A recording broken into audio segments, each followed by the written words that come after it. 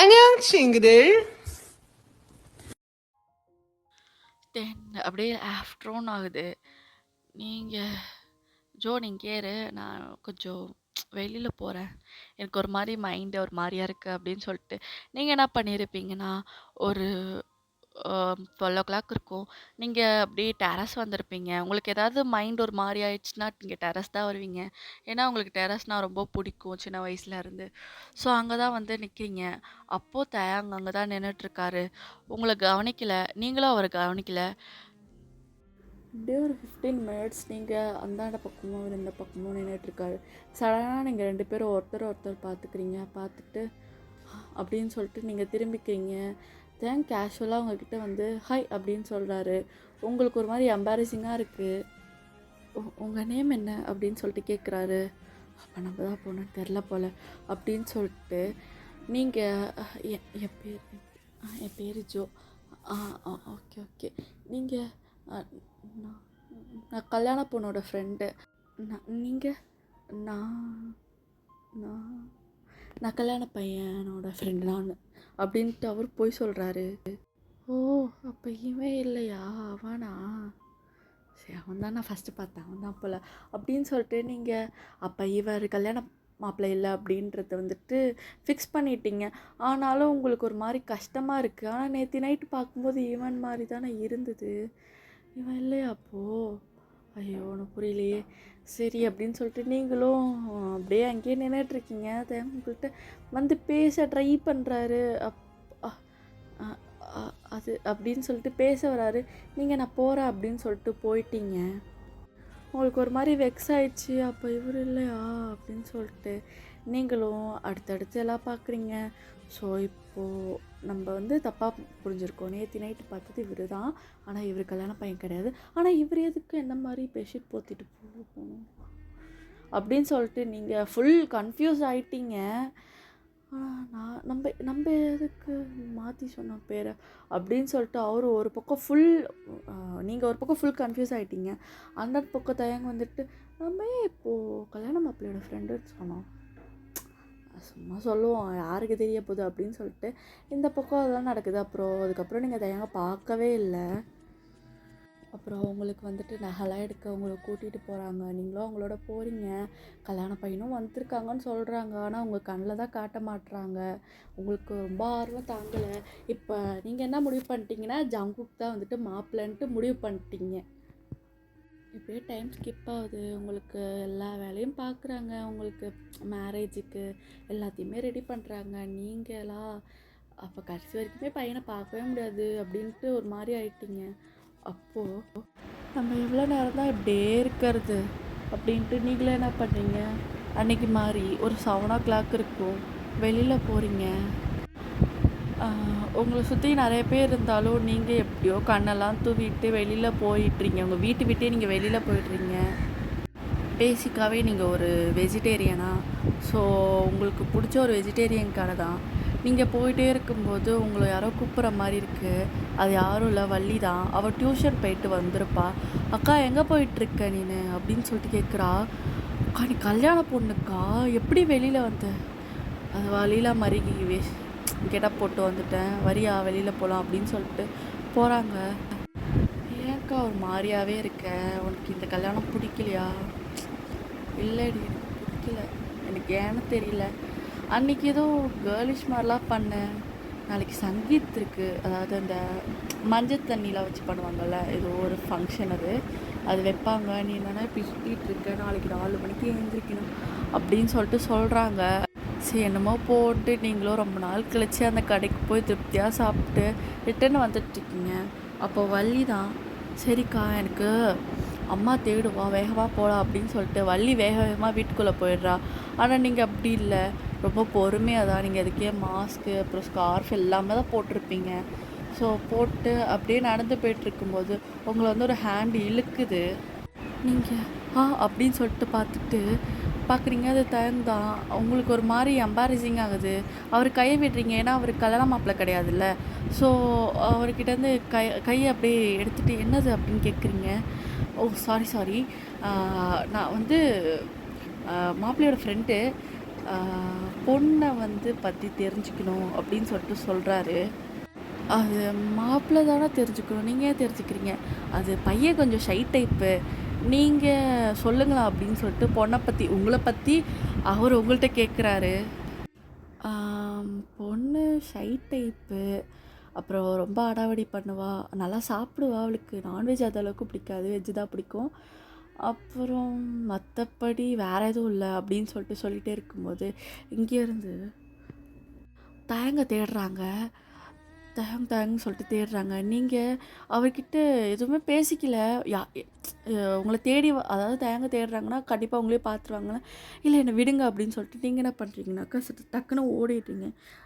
நீங்கள் ஓடவும் ஒருத்தவங்க வந்துட்டு என்னப்பா இங்கே பண்ணிகிட்ருக்கீங்க அப்படின்னு கேட்டதுக்கு, இல்லை சும்மா தான் அப்படின்னு இந்த நேரத்தில் நீங்கள் தான் இங்கே இருக்கக்கூடாதுப்பா அப்படின்னு சொல்லிட்டு அவரையும் ரூமுக்கு வந்துட்டு கூட்டிகிட்டு போயிடுறாங்க. உங்களுக்கு ஒரு மாதிரியா இருக்குது அவர் உங்கள் கையை பிடிச்சது ஷர்ட் அப்படின்னு சொல்லிட்டு. ஏன்னா உங்களுக்கு வந்துட்டு வரப்போகிற மாப்பிள்ளைக்கிட்ட நிறைய எக்ஸ்பெக்டேஷன் இருக்குது. என்ன தான் உங்களை கட்டாயப்படுத்தி கல்யாணத்துக்கு இது பண்ணாலும் நீங்கள் ஓரளவுக்கு ப்ரிப்பேர் ஆகிட்டீங்க. ஓகே ஃபைன், அதுக்கப்புறம் மேரேஜ் பண்ணிடுவாங்க, நம்ம இதுக்கப்புறம் என்ன எப்படி போகுது லைஃப் அப்படின்னு சொல்லிட்டு நீங்கள் டிசைட் பண்ணிட்டீங்க. ஆனால் நீங்கள் ஜங்குக் தான் வந்துட்டு பையன் நினச்சிட்ருப்பீங்க.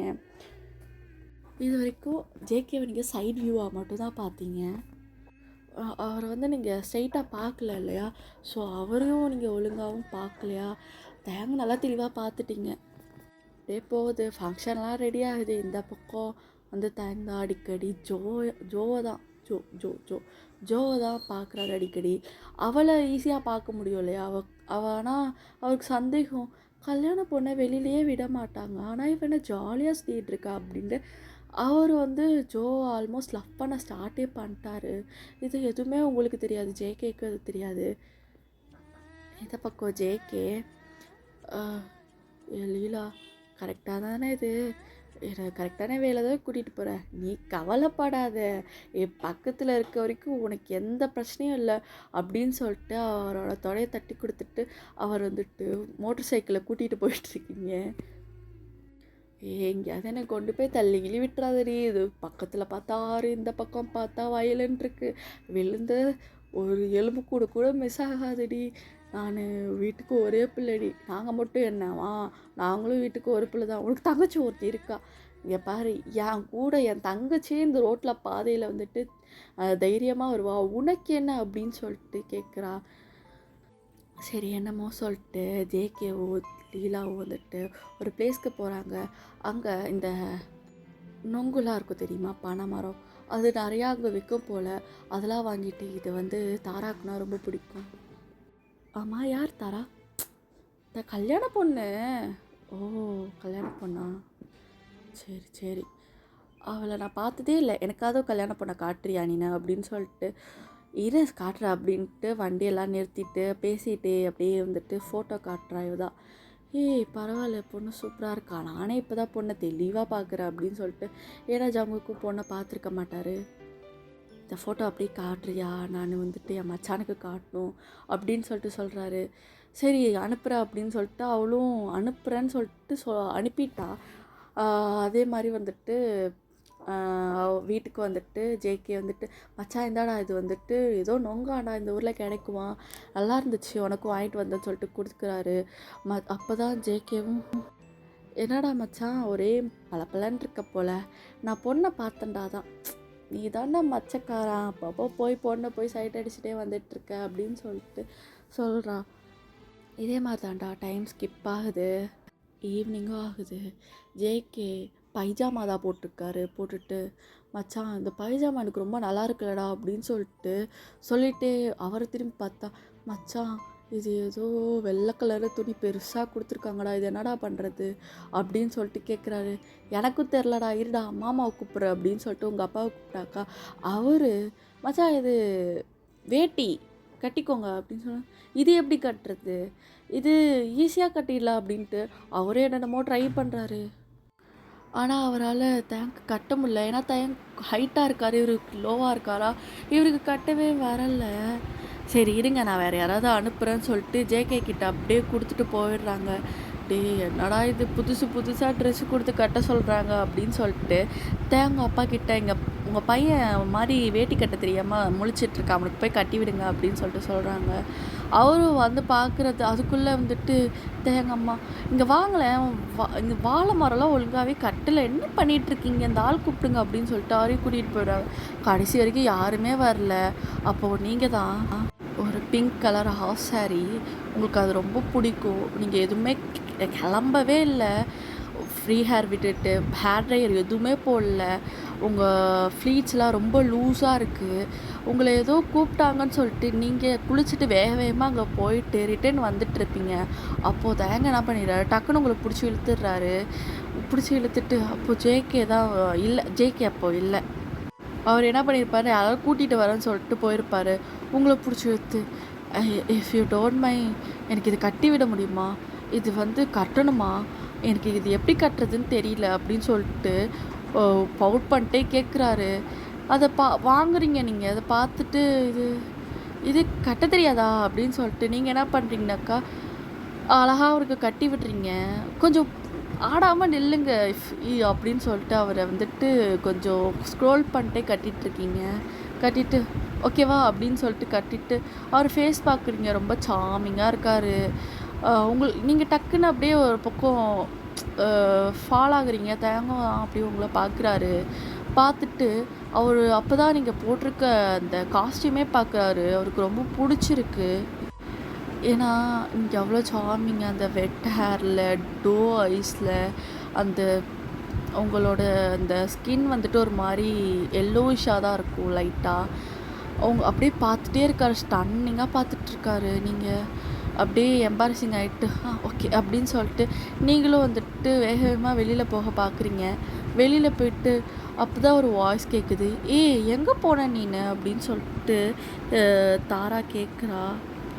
அது இல்லை ஜோ, வெளியில் போயிருந்தேன், அதான் அம்மா கூப்பிட்டாங்க, இங்கெல்லாம் சுற்றிட்டு இருக்கக்கூடாது, எத்தனை தான் சொல்கிறது அப்படின்னு சொல்லிட்டு ஜோ உங்களை கூப்பிட்டுட்டே அப்படியே போகிறா. உங்களுக்கு ஒரு மாதிரி கஷ்டமாகவே இருக்குது, திரும்பி திரும்பி பார்த்துட்டே போகிறீங்க. நீங்கள் ஆக்சுவலாக தேங்காய் லவ் பண்ண ஆரம்பிச்சிட்டிங்க அந்த ஃபஸ்ட் டைம் பார்த்தீங்கல்ல, ஸோ அப்போவே நீங்கள் வந்துட்டு ஃபாலோ ஆகிட்டீங்க. ஆனால் இவர் மாப்பிள்ளை இல்லைன்னொடனே உங்களுக்கு ஒரு மாதிரி கஷ்டமாகவே இருக்குது, ரொம்ப இறுக்கமாகவே அப்படியே வந்துட்டுருக்கீங்க. ஜோ என்னடி ஆச்சு, ஏன்டி ஒரு மாதிரியாகவே இருக்க அப்படின்னு சொல்லிட்டு உங்கள்கிட்ட கேட்டுக்கிட்டே இருக்கா. அப்படியே அந்த ரிச்சுவலும் முடியுது. கொஞ்சம் கொஞ்சமாக அப்படியே இந்த மேரேஜ் டேட்டும் வருது. நீங்களும் எந்த ஒரு எக்ஸ்பெக்டேஷனும் இல்லாமல் அப்படியே அந்த மேரேஜுக்கு அக்செப்டும் பண்ண முடியாமல் ஒரு மாதிரி ஃபீல்லே ஒரு மாதிரி மிக்ஸ்டு எமோஷன்லேயே இருக்கீங்க. இந்த பக்கம் கல்யாண வேலைகள்லாம் தடபுடலாக நடக்குது. ஃபைனலாக அந்த மேரேஜ் டேவும் வருது. காலையில் உங்களை அழகாக ட்ரெடிஷ்னலாக உங்களுக்கு பிடிச்ச ரெட் கலர் அந்த கூரை புட்டுன்னு சொல்லுவாங்க, கூரை புட்டு இல்லை கூரை புடவை, அதில் உங்களை ரெடி பண்ணுறாங்க. உங்களுக்கு அந்த ட்ரெஸ் ரொம்ப பிடிச்சிருக்கு. இருந்தாலும் உங்களுக்கு கல்யாணம் பண்ணிக்க போகிற பையன் இஷ்டமே இல்லாத மாதிரியும் ஃபீல் ஆகுது. அதே மாதிரி தான் நடக்குது. ஸோ இது வரைக்கும் இந்த பாட்டு நான் கம்ப்ளீட் பண்ணிக்கிறேன்டா. நான் ஜோ பேரை தப்பு எத்தனை தடவை தெரியுமா நான் மாற்றி சொல்லிட்டேன், என்ன நானே அடிச்சுக்கிட்டேன். நான் அந்த ப்ளூப்பர் கொஞ்சம் கேளுங்களேன். பாய் தாரா அப்படின்னு சொல்லிட்டு அவர் உங்களை நினச்சி ஜாயினே வருது. ஜாய் கிடையாது, ஜாய் கிடையாது, ஜோ ஜோ